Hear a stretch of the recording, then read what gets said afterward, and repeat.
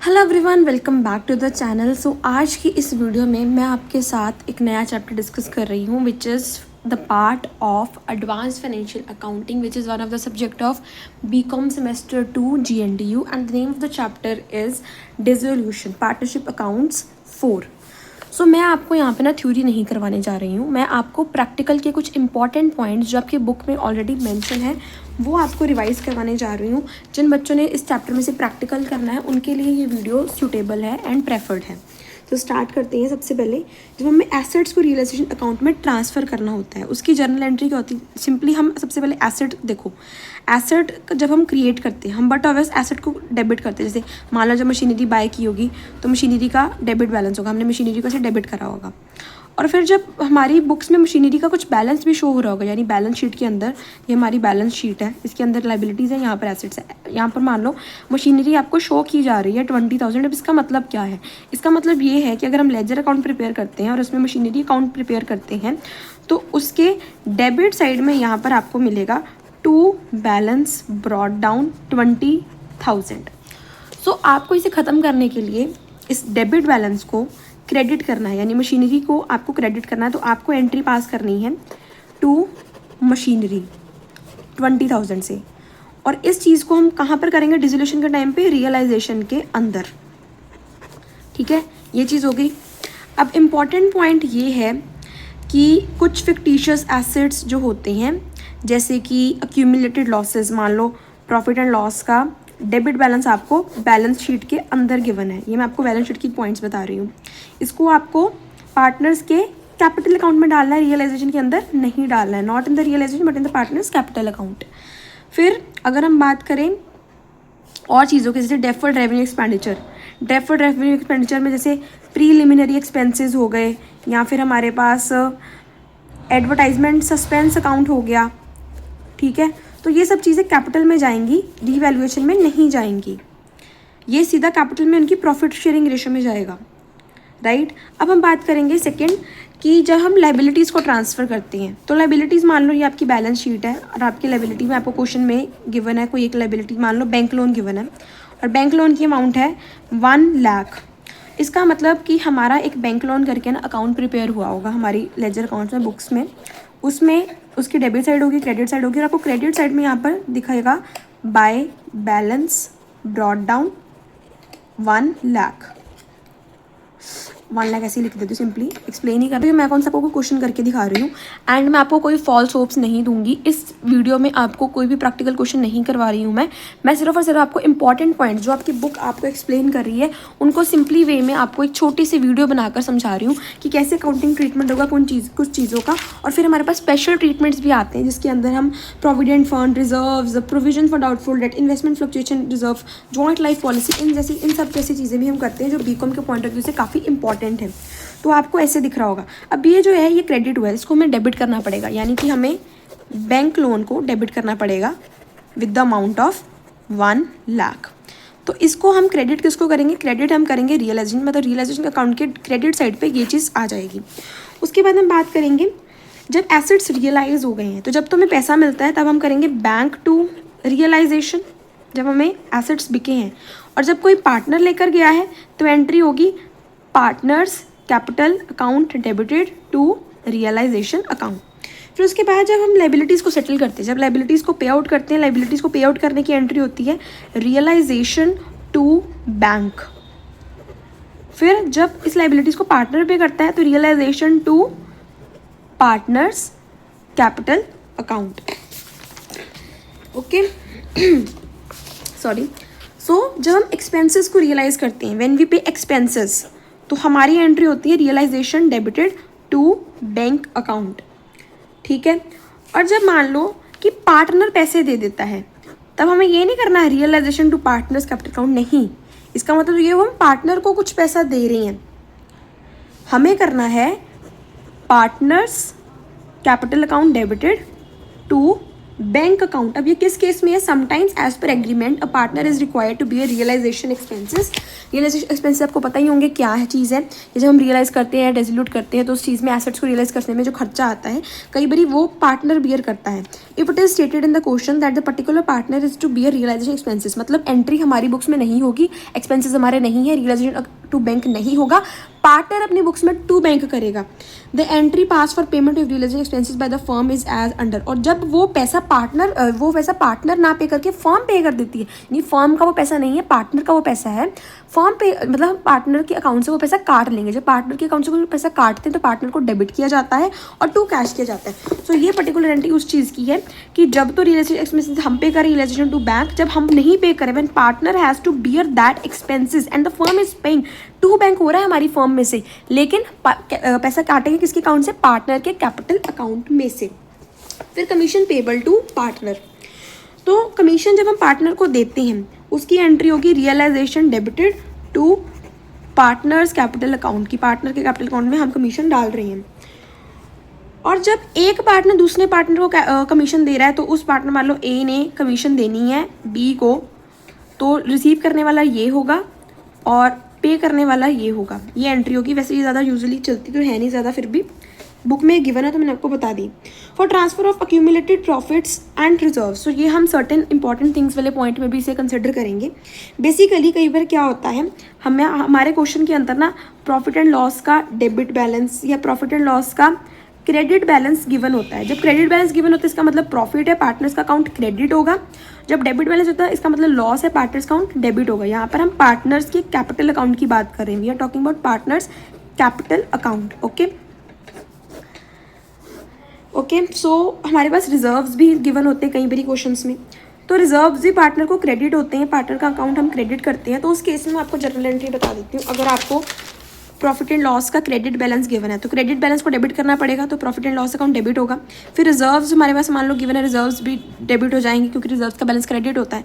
और यहाँ पर हम करेंगे to partners capital account. Okay so this entry is very simple. I hope you get the point that explained on the previous paper. For transfer of fictitious assets, कई बार fictitious assets भी transfer करने पड़ते हैं। Fictitious assets का balance of office debit होगा। मान लो ये हमारे पास बैलेंस शीट है, बैलेंस शीट की लाइबिलिटी साइड एसेट साइड होती है। तो एसेट साइड में आपके पास कुछ अक्यूमुलेटेड लॉसेज है। अक्यूमुलेटेड लॉसेज बहुत टाइप्स की होती हैं। फिर आपके पास इन्होंने एडवर्टाइजमेंट सस्पेंस है जो एक फिक्टिशियस एसेट है। सो एडवर्टाइजमेंट सस्पेंस गिवन है, ये मान लो 20,000 का गिवन है, ये 30,000 का गिवन है।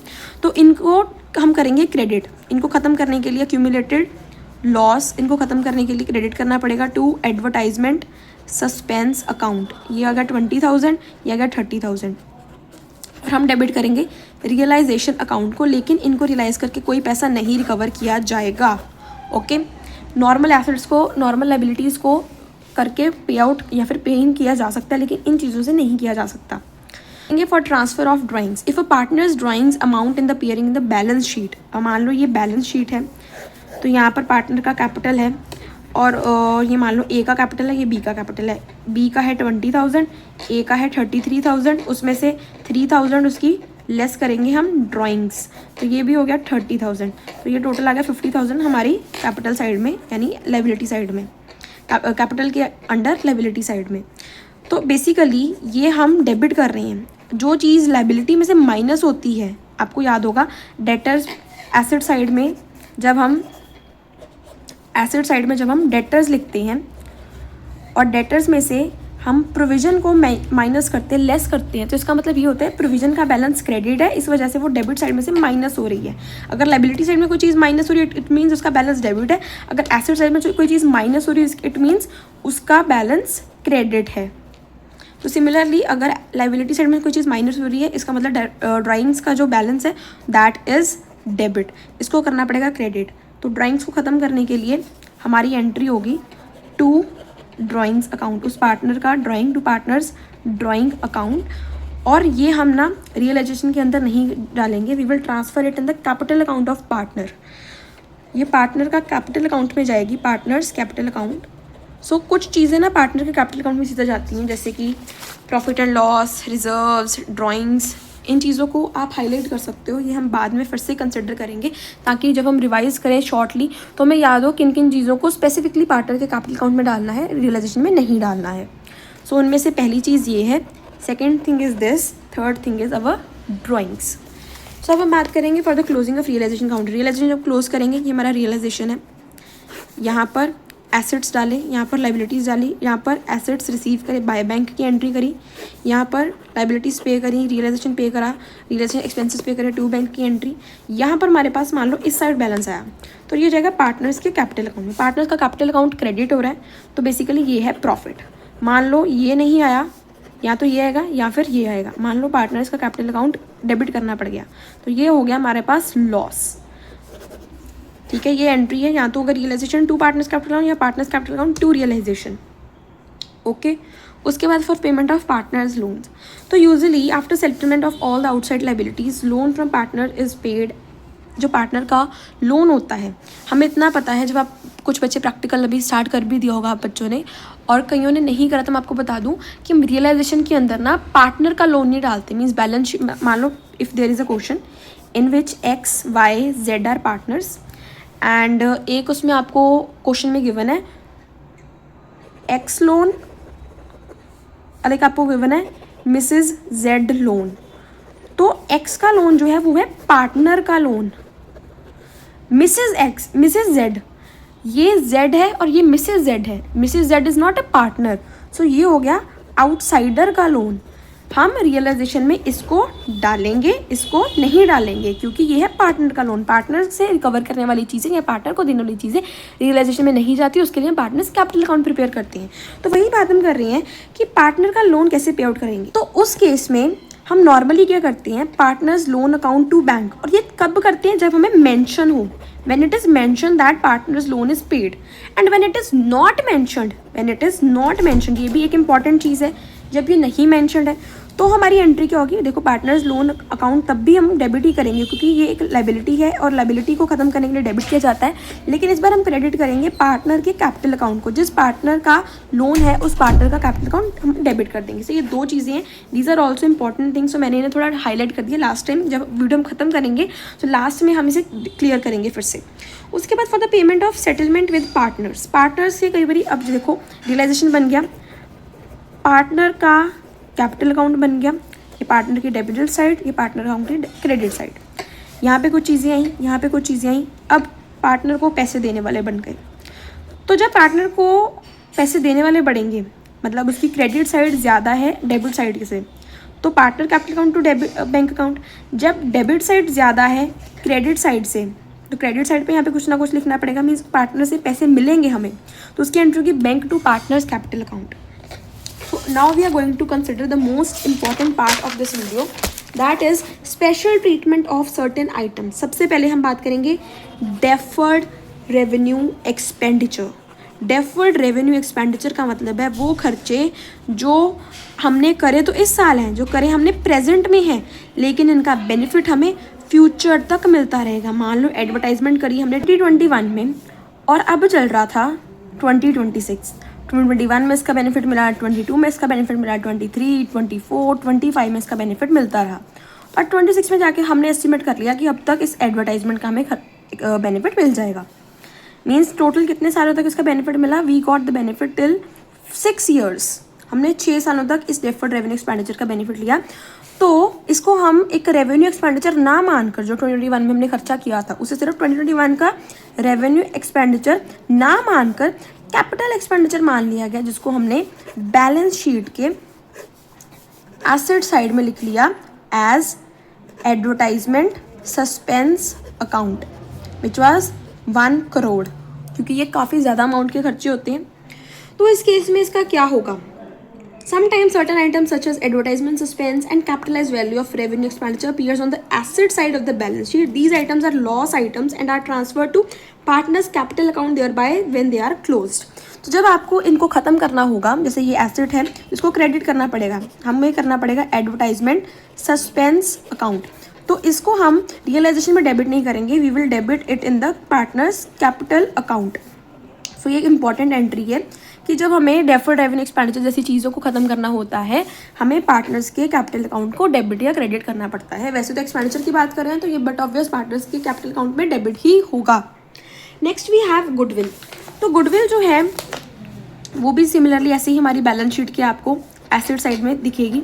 मान लो गुडविल है 20,000 की। When it appears in balance sheet, it is transferred to realization account and account is closed. जब इसको बैलेंस शीट में आप देखोगे तो ये सीधा चल जाएगी हमारी रियलाइजेशन अकाउंट में, हमारी एंट्री हो जाएगी realisation to goodwill, right. If it is sold, cash is debited and it is taken over by partner for any value, then partner's capital account is debited and realization account is credited. तो जब तो इसका हमें कुछ पैसा मिलेगा, अब इसके बाद की एंट्री होगी हम करेंगे या तो, वैसे तो यूजुअली इसका पैसा मिलता नहीं, अगर कुछ नहीं मेंशन होता तो हम इसको ऐसे ही खाली छोड़ देते हैं, हम इसका कुछ नहीं करते। यूजुअली जब पैसा मिलता है हमारी एंट्री होती partner bank to realisation account. जब पार्टनर इसको ले जाता है तो इसकी एंट्री होती है partners capital debited to realisation, मतलब रियलाइजेशन को ही क्रेडिट करना है, बस पैसे नहीं है, पार्टनर ले गए इस बार, ठीक है। If no value is assigned to the goodwill in the question then the valueless and no entries is necessary except transfer entry. अगर कोई भी आपको गुडविल के बारे में कोई एंट्री नहीं दी हुई, यानी गुडविल आपको बैलेंस शीट में गिवन ही नहीं है, तो आपको इसके लिए कोई एंट्री पास करने की ज़रूरत नहीं है। फिर हम बात करेंगे partners current account and drawings account. तो हम ऑलरेडी बात कर चुके हैं, ड्राइंग्स को हमें करना पड़ता है क्रेडिट। ड्राइंग्स की नेचर डेबिट साइड वाली होती है, जिसको क्रेडिट करना पड़ता है, और हम डेबिट करेंगे रियलाइजेशन अकाउंट को, रियलाइजेशन टू ड्राइंग्स। अगर पार्टनर्स का करंट अकाउंट है, अगर तो पार्टनर्स के करंट अकाउंट का आपको एसेट साइड में, बेसिकली बैलेंस शीट के एसेट लाइबिलिटी साइड होती है, उसमें मान लो ए का करंट अकाउंट, 3 पार्टनर है ए बी सी। सी का कैपिटल आपको गिवन है, सिंपली कैपिटल अकाउंट के बैलेंस में चल जाएगा, मीन्स जो हमारा कैपिटल अकाउंट है उसके डेबिट या फिर क्रेडिट साइड होती है, उसका हम बाय बैलेंस ब्रॉट डाउन कर देंगे फॉर सी। फिर आपको यहाँ पे ए का करंट अकाउंट दिया है, एज करंट अकाउंट, फिर यहाँ पे दिया है बीज करंट अकाउंट, ओके। तो इसको ख़त्म करने के लिए जो डेबिट में है उसको करेंगे क्रेडिट टू बीज, और इसको ख़त्म करने के लिए हम करेंगे एक लायबिलिटी साइड पे है, यानी क्रेडिट नेचर का है, तो इसको हम डेबिट करेंगे बाय एज करंट अकाउंट। तो क्रेडिट वाले को डेबिट कर देना है, डेबिट वाले को क्रेडिट कर देना है। 2 है ना, तो ये क्रेडिट हुआ, ये लाइबिलिटी था मतलब क्रेडिट हुआ, तो इसको बाय डेबिट कर दिया। बेसिकली एसेट साइड को डेबिट साइड, लाइबिलिटी साइड को credit side of the capital account of the partner. Next we have, तो आपको एंट्री पता चल गई। Next we have joint life policy. Joint life policy जो होता है ना, ये हमें एसेट साइड में गिवन होता है, ये हमारा एक एसेट होता है, तो इसकी एंट्री हम करेंगे realisation to joint life policy. और हमें यूजुअली इसका पैसा नहीं मिलता है, जब मिलता है तो उसकी एंट्री हो जाएगी bank to realisation account. Next we have investment fluctuation fund. It is created for making a provision against the probable loss that may arise that from fluctuation in the price of investment. Investment fluctuation fund ना, हम investment के prices में fluctuation जो आती है उससे जो loss होता है प्रोबेबल, उसको ख़त्म करने के लिए हम ये फंड क्रिएट करते हैं। On dissolution investment account is transferred to debit side of realisation account. Investment fluctuation fund जो है वो हमारा, जैसे ये रियलाइजेशन है, ये इन्वेस्टमेंट फ्लक्चुएशन फंड आपको लाइबिलिटी साइड में दिखेगा बैलेंस शीट की, इसको हम यहाँ पर बाय इन्वेस्टमेंट फ्लक्चुएशन फंड कर लेते हैं, मतलब हम रियलाइजेशन के क्रेडिट साइड में इसे डाल रहे हैं। के साथ जो इन्वेस्टमेंट फ्लक्चुएशन फंड की जो इन्वेस्टमेंट है ना, उसको हम डेबिट कर देते हैं। इतना तो हमें पता ही, एसेट्स को हम डेबिट कर देते हैं रियलाइजेशन के अकाउंट के अंदर। Next we have provision for doubtful debt. Provision for doubtful debt भी यहीं पर आएगा हमारा रियलाइजेशन के क्रेडिट साइड में, by provision for doubtful debts, okay. फिर है हमारे पास accumulated profits. Accumulated profits we all know कि उनका क्या होता है, वो जाते हैं पार्टनर्स के कैपिटल अकाउंट में। फिर चाहे वो प्रॉफिट एंड लॉस का क्रेडिट बैलेंस हो, फिर चाहे वो प्रॉफिट एंड लॉस का डेबिट बैलेंस हो। Next we have provident fund. Provident fund एक इम्पॉर्टेंट पॉइंट है। मैं प्रोविडेंट फंड को और वर्कमैन कंपनसेशन फंड को इम्पॉर्टेंट पॉइंट मानती हूँ, क्योंकि इसमें एक नई चीज़ होती है। प्रोविडेंट फंड को ना हम यूजुअली क्या करते हैं, प्रोविडेंट फंड को हम डालते हैं रियलाइजेशन अकाउंट के अंदर। प्रोविडेंट फंड लाइबिलिटी है, इसको ख़त्म करने के लिए हमें एम्प्लॉयज़ प्रोविडेंट फंड, बेसिकली आपको क्वेश्चन आपको देखने को मिलेगा, इसको हम कर देंगे डेबिट टू रियलाइजेशन। और जब आपको कुछ नहीं मेंशन होता ना, कुछ भी नहीं मेंशन होता, तो आपको बैंक टू रियलाइजेशन भी करना पड़ता है। वो इसीलिए क्योंकि आपको इसके लिए पैसे मिलेंगे। When nothing is mentioned, not mention, तब आपको ये सब कुछ करना पड़ता है, दोनों एंट्रीज करनी पड़ती हैं। फिर अब हम बात करेंगे वर्कमैन कंपनसेशन फंड की। जो वर्कमैन कंपनसेशन फंड है ना, जब तो इसको वर्कमैन कंपनसेशन फंड के साथ आपको वर्कमैन कंपनसेशन क्लेम भी दिख गया, तो जितना क्लेम है उतना ही आपको फंड डालना है। मीन्स फंड था 30,000 का, क्लेम हुआ 2,000 का, तो 2,000 का वर्कमैन कंपनसेशन फंड और 2,000 का ही वर्कमैन कंपनसेशन क्लेम आपको डालना है रियलाइजेशन के अंदर, और बाकी जो 28,000 का वर्कमैन कंपनसेशन फंड है वो डालना है आपको पार्टनर्स के कैपिटल अकाउंट के अंदर। मीन जितना क्लेम होगा उतना ही फंड जाएगा। अगर कोई क्लेम नहीं है, there is no claim, then this whole workman compensation fund will go to partners capital account in their profit sharing ratio. Next we have bill discounted and dishonored. So हमारे next point आता है bill discounted जो dishonor हो गया। So ये जो bill होता है ना, ये बैलेंस शीट के अंदर आपको नहीं देखने को मिलेगा। ये बेसिकली हम जब हमारे पास कोई बिल होता है, मान लो बिल ऑफ एक्सचेंज है, बिल रिसीवेबल था हमारे पास 20,000 का बैलेंस शीट के अंदर, डिस्काउंट डिसऑनर का बैलेंस शीट में नहीं है, लेकिन उस बिल के बारे में आपको जरूर देखने को मिलेगा। मान लो बिल रिसीवेबल जैसे मैंने आपको बताया 20,000 का है आपके पास बैलेंस शीट के अंदर, तो जब तो आप इस बिल को बैंक में लेकर गए, आप बैंक में गए अपना ये बिल रिसीवेबल लेकर जो था 20,000 का, तो अगर तो आपको इस बिल से कोई पैसे नहीं मिले तो आपको बैंक को पैसे देने पड़ेंगे, जिसकी एंट्री होगी रियलाइजेशन टू बैंक, वो आपको क्वेश्चन में मेंशन होगा। और जब आपको इस बिल के लिए पैसे मिल गए, मान लो 20 की जगह आपको 18,000 मिले, क्योंकि जब हम डिस्काउंट करवाते हैं तो हमें कम पैसा ही मिलता है, तो आपकी एंट्री होगी बैंक टू रियलाइजेशन अकाउंट, और आपको इस बिल रिसीवेबल को अपने रियलाइजेशन में डालना ही होगा, जिसकी एंट्री क्या होगी, बिल रिसीवेबल की एंट्री होगी रियलाइजेशन टू बिल रिसीवेबल, और बिल पेबल की एंट्री होगी bill payable to realisation. Next we have asset taken over by partner. तो जब तो एसेट का पैसा मिलता है तो एंट्री होती बैंक टू रियलाइजेशन। जब इसको पार्टनर लेके जाएगा, इसकी एंट्री हो जाएगी partners capital account debited to realisation. And with this हमने सारे वो इंपॉर्टेंट पॉइंट्स डिस्कस कर लिए हैं जो आपको प्रैक्टिकल करने में मदद करेंगे। अब मैं आपके साथ कुछ इंपॉर्टेंट पॉइंट्स डिस्कस करूंगी which are quite important in practical point of view, जिसको मैंने ऑलरेडी सर्कल एंड हाईलाइट करा था। Let's get started with its discussion.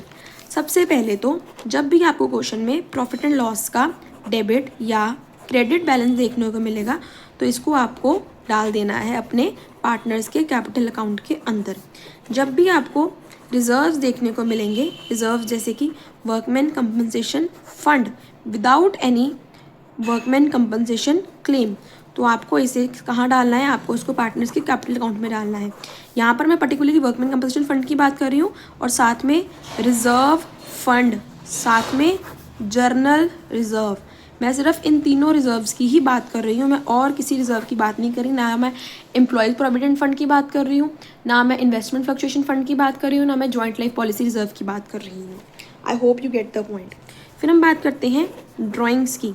जो ड्राइंग्स हैं उनको हमें क्रेडिट करना पड़ता है पार्टनर्स के कैपिटल अकाउंट के अंदर, तो ये भी हमारा रियलाइजेशन के अंदर नहीं जाएगा। फिर हम बात करते हैं बैंक लोन। तो बैंक लोन में दो केसेस होते हैं। जब तो आपको कुछ भी नहीं मेंशन किया होगा, व्हेन नथिंग इज मेंशन, तो आपको पार्टनर का जो लोन है, पार्टनर्स लोन को डेबिट कर देना है to its partners capital account, उसके कैपिटल अकाउंट के अंदर।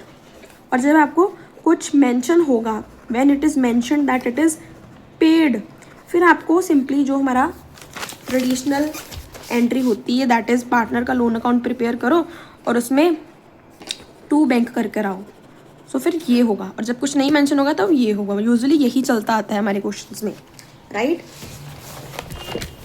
सो अब पार्टनर्स का लोन तो हमने कर लिया, यहाँ पर पार्टनर्स का लोन आना है, लोन फ्रॉम पार्टनर, ना कि बैंक लोन। गलती से मैंने बैंक लोन लिख दिया, that is loan from partner.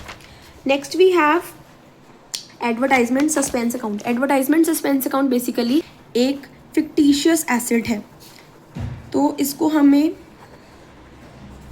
कहाँ डालना है, we have to put advertisement suspense account to our partners capital account.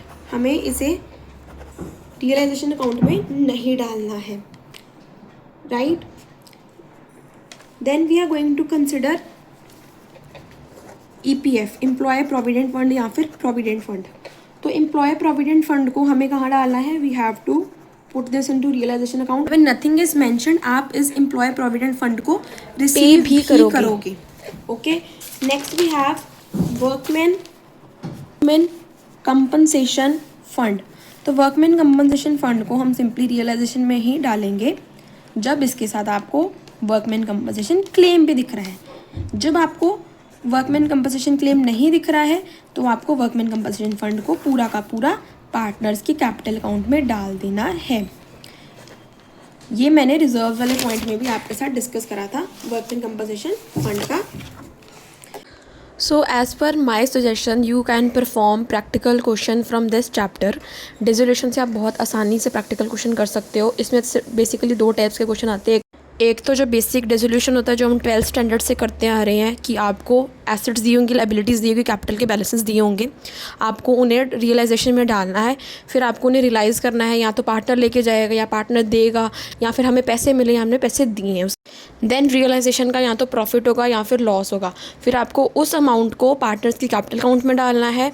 सभी एंट्रीज़ को कर देना है जो बैंक के साथ जुड़ी हुई हैं, उन्हें बैंक अकाउंट में भी ट्रांसफ़र कर देना। 3 अकाउंट्स बनते हैं, realisation, partners capital, bank account. फिर जो पार्टनर्स से पैसा लिया है या उन्हें देना है वो पैसा जाएगा बैंक अकाउंट में, यानी टू बैंक या बाय बैंक, उसकी एंट्री बैंक अकाउंट में हो जाएगी। फिर हमारा बैंक अकाउंट के दोनों क्रेडिट और डेबिट साइड बैलेंस हो जाएंगे एंड विद दिस हमारा बेसिक क्वेश्चन कंप्लीट हो जाएगा। अगर मैं बात करूँ गार्नर वर्सेस मोराया की, तो मान लो ए, बी, सी और डी 4 पार्टनर्स थे एक क्वेश्चन में। इनकी प्रॉफिट शेयरिंग रेशो है 3:2:1:1। इसने पैसा लगाया 20,000, इसने लगाया 40,000, इसने लगाया था 10,000, इसने लगाया था 10,000। अब हम बात करें गार्नर वर्सेस मोराया।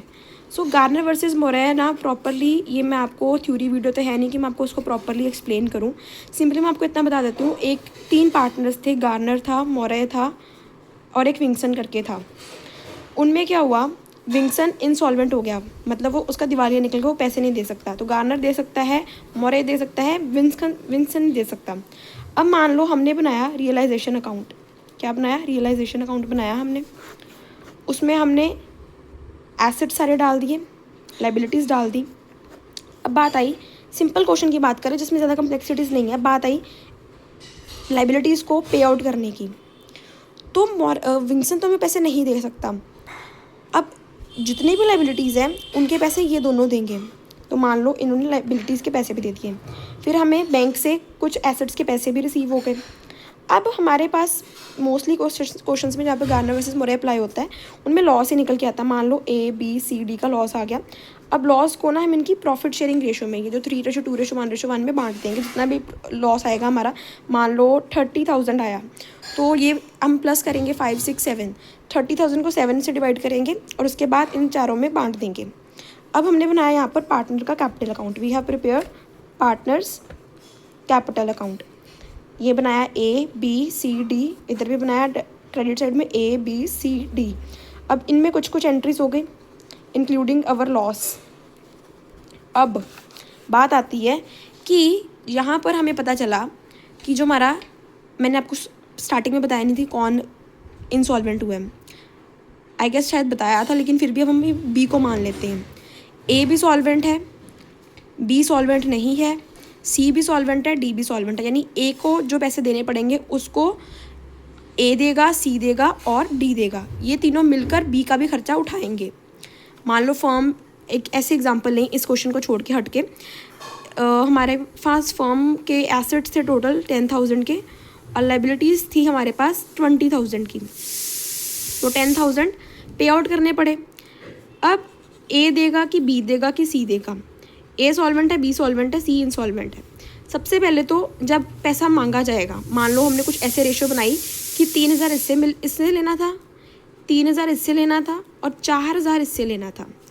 अब 3,000 इसने तो दे दिया, 3,000 इसने भी दे दिया, लेकिन ये था इंसॉल्वेंट, इसने 4,000 नहीं दिया। अब जो इसका 4,000 है ना, वो इन दोनों पार्टनर्स को देने पड़ेंगे। मान लो ए ने दिया 2,000 और बी ने दिया 1,000। लेना था इससे 2,000 पर ले लिया 1,000। तो 4,000 से कितना भी हो गया, 3,000 हो गया, क्योंकि बी भी यहाँ पर आके अनसॉल्वेंट हो गया। अब सॉल्वेंसी रही सिर्फ ए की। 1,000 लेना था, सी तो पहले ही नहीं दे पा रहा था, इसलिए तो उसका पैसा ए और बी ने दिया। लाइक ये था हमारे पास A B C, 10,000 लेना था, इससे 3,000, इससे 3,000, इससे 4,000, ये इसने दे दिया, इसने नहीं दिया। अब इसका 4,000 लेना है, पहले तो 10,000 की बात हुई थी, अब 4,000 की बात हुई है। पहले लेना था तीनों से, अब लेना है दोनों से, क्योंकि ये तो इंसॉल्वेंट हो गया। इसने दे दिया 2,000, इसने दे दिया 1,000, ये हो गया इंसॉल्वेंट। अब बात आई 1,000 की, अब 1,000 इसने दे दिया। अब हमारी फर्म में सॉल्वेंट ये रहा और ये इंसॉल्वेंट है, ये भी इंसॉल्वेंट है। अब हमारी फर्म क्या कहेगी, पहले तो ये पार्टनरशिप भी प्रॉपर ख़त्म हो जाएगी, लेकिन मान लो इस स्टेज में हम होते इस वाली, और ये हमें 2,000 दे देता, तो इसने क्या करा, सॉल्वेंट पार्टनर से अपनी सॉल्वेंसी को प्रूव करा कि मीन्स जो लॉस आया था इनके हक में वो इन्होंने पे आउट करा है, राइट। सो वही चीज़ यहाँ पर है। अब जो ये हमारा क्वेश्चन था, अब यहाँ पर ABCD इनका लॉसेस भी आ गया। अब जो यहाँ पर लॉस निकल के आया था दैट वाज 30,000। मान लो हम बात कर रहे हैं AB और CD की। B जो है वो इंसॉल्वेंट है, ABCD ACD ये सॉल्वेंट है और B इंसॉल्वेंट है। मान लो A के हक में आया था, हम सिर्फ ऐसी एग्जांपल ले रहे हैं, 30,000 का मैच नहीं करेगी बट ऑफ दिस, इसके हैंड में आया 20,000, C के हैंड में आया 10,000, D के हैंड में आया 7,000। अब ये आ गया रियलाइजेशन का लॉस। जब हमें पता चला कि B हमारा इंसॉल्वेंट है, तो कैपिटल अकाउंट में सारी एंट्रीज करने के बाद जो A B D हैं, ये 3 पार्टनर्स, इनको अपनी सॉल्वेंसी को प्रूव करना पड़ेगा। A B एंड D को इनको अपनी सॉल्वेंसी को प्रूव करना पड़ेगा। वो भी कैसे, कि जो भी लॉस आया है रियलाइजेशन का वो इन्हें पे आउट करना पड़ेगा। तो इनके अकाउंट में 2 बैंक होगा, इसका होगा 20,000, D का होगा C का होगा 10,000, D का होगा 7,000। अब ये 20, 10 और 7 पे करने के बाद B का भी कुछ बैलेंस निकल के आएगा। ये था ना हमारा क्वेश्चन। मैं आपको एक ही पेज में बेसिकली बता रही हूँ। बेसिकली आपको मैं क्वेश्चन नहीं करके दिखा रही हूँ, मैं आपको क्वेश्चन का स्ट्रक्चर बता रही हूँ। जिन बच्चों को बुक के एग्जाम्पल देख के समझ नहीं लगता, वो उनके लिए वीडियो थोड़ी सी बेनिफिशियल हो सकती है, ये वाली क्लिप। तो देखो ये सब कुछ हो गया, इनसे पैसे आ गए, बाय बैंक हो गया हमारा 20,000, हमारा 10,000, हमारा 7,000, ठीक है। और B का तो ऐसे डैश।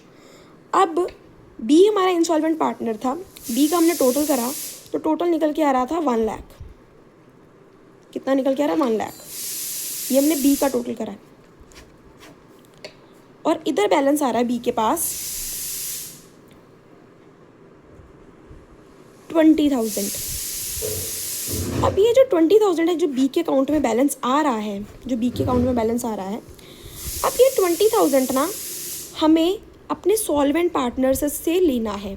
अब वो कैसे लेंगे, ये कहता है हमारा गार्नर वर्सेस मोरे। ये कहता है कि जो गार्नर, मोरे और विंगसन, इन तीनों की जो प्रॉफिट शेयरिंग रेशियो थी ना, हम उसको नहीं कंसिडर करेंगे। डिसोल्यूशन से पहले हमारी बैलेंस शीट पार्टनर्स की कैपिटल का बैलेंस जो दिखाती है before dissolution, including all profits and losses, means balance sheet में कई बारी रिजर्व फंड होता है, कई बारी जर्नल रिजर्व होता है, कुछ ऐसी चीज़ें होती हैं जैसे ड्राइंग्स हो गई, ठीक है। कुछ ऐसी चीज़ें होती हैं जो पार्टनर के कैपिटल अकाउंट से माइनस होनी चाहिए, प्लस होनी चाहिए। उन सबको करने के बाद जो हमारी कैपिटल आएगी, लाइक गार्नर और मोरे का जो कैपिटल रेशो होगा, कैपिटल रेशो, उसमें ये जो लॉस होगा ना, इसको बांटा जाएगा। और हमारे केस में हम बात करेंगे A, C और D की। A, C और D की जो कैपिटल रेशो होगी, mind my words, before dissolution according to the balance sheet, and balance sheet भी वो जिसमें सारे चीज़ें मेंशन हो, क्या हमारे कैपिटल बैलेंस को निकालने के लिए प्लस होना चाहिए, क्या माइनस होना चाहिए, ये सभी चीज़ें पता हो, और जो कैपिटल रेशो आएगी उसमें इसको बांटा जाएगा। तो यहाँ पर मान लो आ गया हमारे पास by A, by C, by D, इसका आ गया 18,000, इसका आ गया 2,000, इसका आ गया 1,000। मान लो ये चीज़ आ गई कैपिटल रेशो के अकॉर्डिंग।